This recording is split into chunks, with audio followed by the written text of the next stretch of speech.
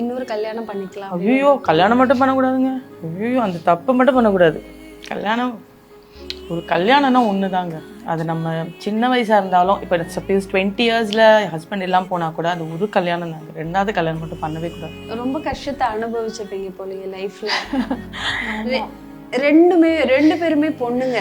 யாராவது கேட்டிருக்காங்களா 2 பேரும் பொண்ணுங்க ஒரு பையனா இருந்திருந்தா நல்லா? இல்லை எனக்கு பையன் வேண்டான்னு தான் நான் நினச்சேன். இப்போ நான் இப்படி இருக்கேன்னா என் பொண்ணுங்க என்னை புரிஞ்சுக்கிறாங்க, பசங்க புரிஞ்சுப்பாங்களா. மேபி அவங்க அப்பா மாதிரியே இருந்திருந்துன்னா திருப்பி செகண்ட் ஹாஃப் முடியாது பண்ணோம்னால. அப்போ போதும் இது சந்தோஷம். தெரியல எனக்கு, நான் பையன் பற்றி நினச்சது இல்லை. பட் அவங்க அப்பா ரொம்ப ஃபீல் பண்ணுவாங்க.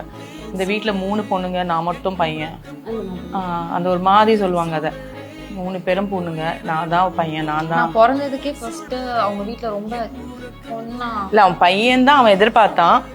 பையனா பிறக்கணும், இவளை வந்து ரொம்ப பிரேவாக இது பண்ணணும்னு.